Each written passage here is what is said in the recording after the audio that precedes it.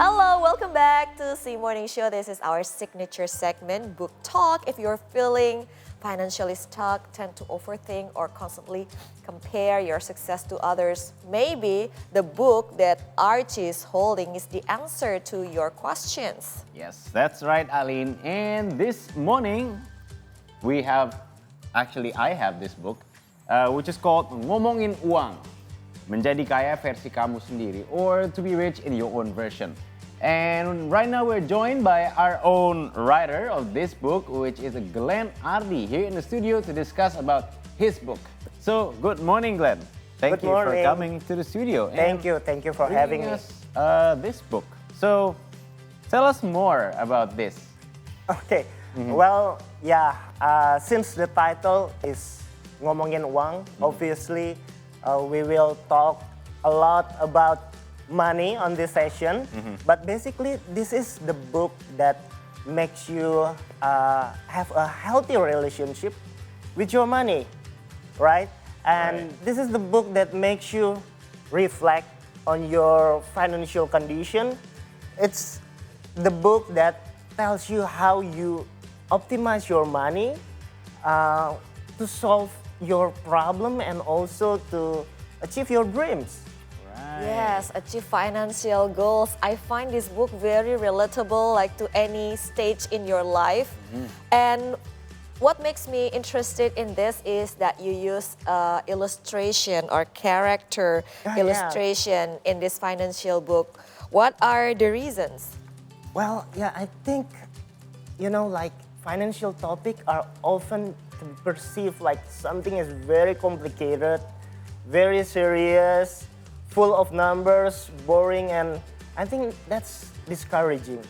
So I think for this book, I want to put some creative mind behind it. So I hope that it will encourage more people to be curious about the book. And it is drawn by my dear friend. Oh. He is my childhood friend, actually. Yeah, we've been friends in like 30 years. Wow. His name is Aryawan. He lives in London. It says on the cover. Yeah. So, I want this book to be like people think that financial topic can be fun. Yes. Yes, that's true. Which you're right. I mean, it can be fun if you achieve the financial goal you want. I think that's definitely going to be fun, right? So, what is actually? I mean, in this book, you talk about the biggest challenge for young people in managing their finances.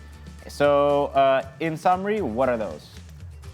Well, I think every generation has its own challenge, but from my experience, one of the biggest challenges in this young generation is that first, they don't pay attention for their financial habit. And that leads to many kind of other financial problems. Because I think young generation right now tends just to focus on their work, making money, and then spend it right away. Right. So they just like go with the flow without have a financial objective. And if you don't have the financial objective, then you're just wandering around without any kind of direction. And I think that's one of the biggest challenges for this young generation right now. I see. So and then for those who start or who wish to start managing their money, what are the practical tips you would give them? I would say perhaps we can start with the self-awareness. Yes. The self-awareness about our own financial condition. I think that's the first step, right? So if you're sick, you go to the doctor and the doctor will tell you have to have like a medical checkup. The same thing goes to personal finance. But this one you can basically do it yourself. To financial check up yourself. Let's say, I would say first you have to know about your income stream. Yes. Right. How much do you make in a year? Yeah.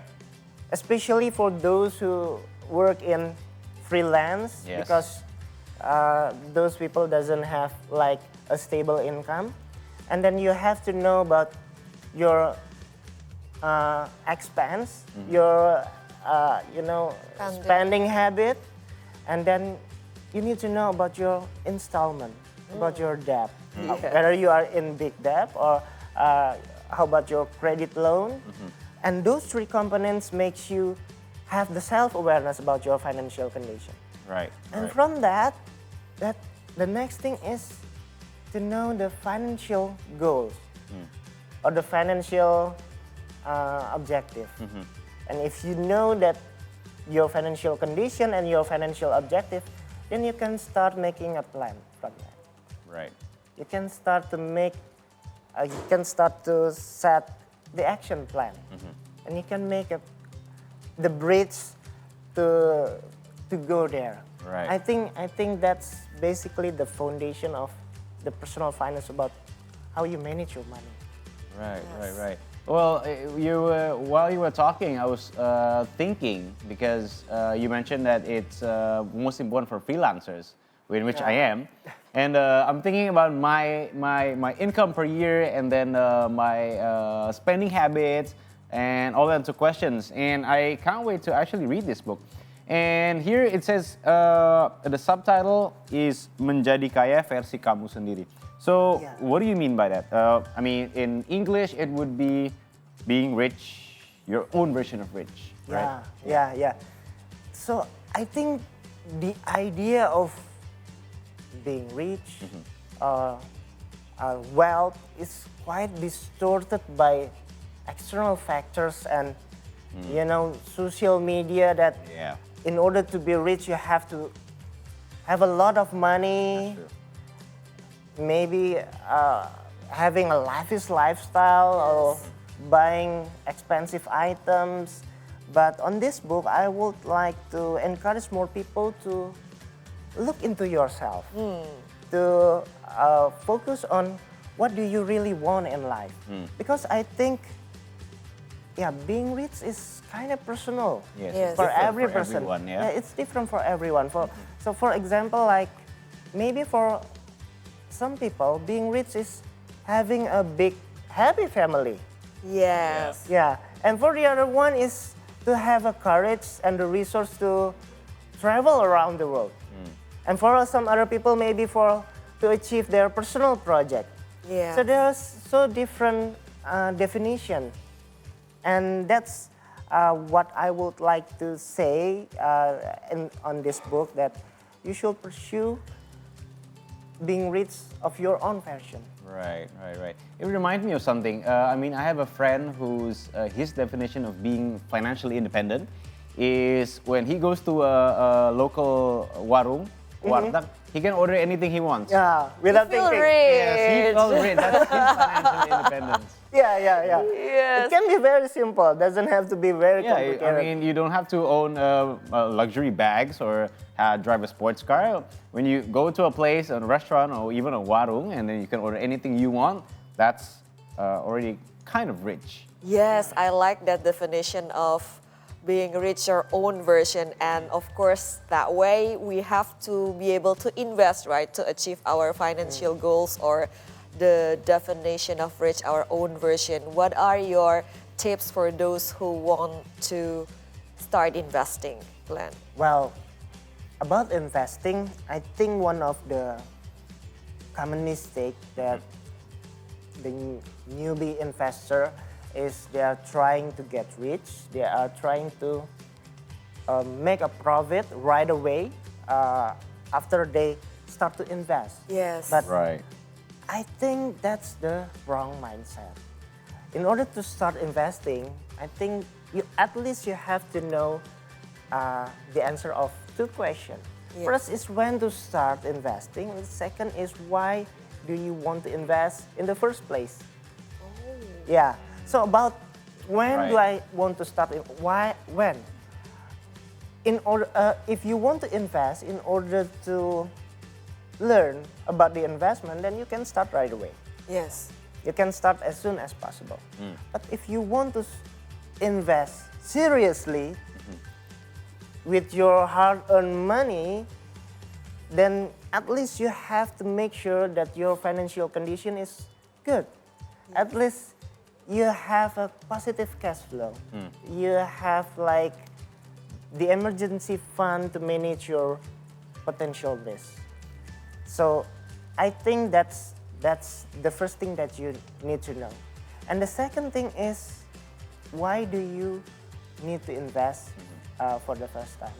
Because I think every type of investment has its own characteristic, has its own purpose, and you have to match up that investment types according to what is your purpose.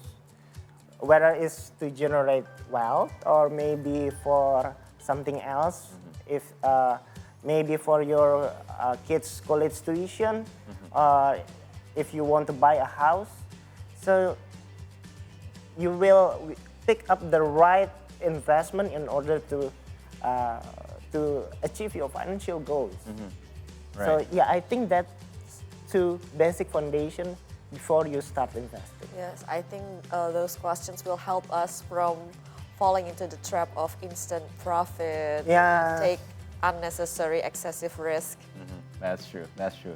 So I think we're gonna head out to our last questions, Glenn. So why is this book important for everyone to read? Why do you think so? Well, I guess we all agree that money is one of the most important aspects in our life.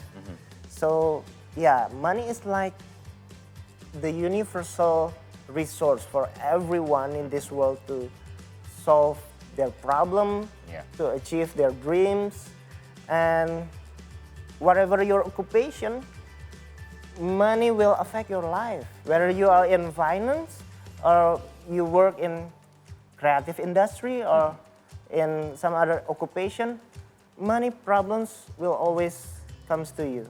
And this book will make you have a better relationship, a healthier relationship with your money. And by that, I think when you have a better relationship with your money, then you will have more control in life. Yes, I Control believe so. in life. Yeah. I like that. So I read the book. So basically, I would say the book is very comprehensive, comprehensive guide, not only to a mindset, but also practical tips. It is very important for adulting, I think. So whatever your questions about money, you may find the answer in that book, including like the basic or the necessary steps you need to build strong financial foundation, and then after that, wealth accumulation, and then when you're about to acquire asset, what you need to do, all of that, it is covered in that book with the practical tips in it. And it's also it feels like a lot, but it's actually, if you skim through it, it looks like an easy book to read, like with a lot of graphics and a lot of illustrations as well. So this could be the handbook for all of you, for everyone actually, right? Not for just those who are interested in finances and investments, of course, but also every one of you who want to have a good relationship with money. That's right. You can like start reading from the chapter that you find the most relatable to you. For example, you're about to purchase a house, just go straight to that page. Right. Yes. Thank you so much, Glenn Ardi, for coming to our studio. So we're going for a quick break right now, and Carol will return with a recap from the world of sports. So stay tuned on C Morning Show.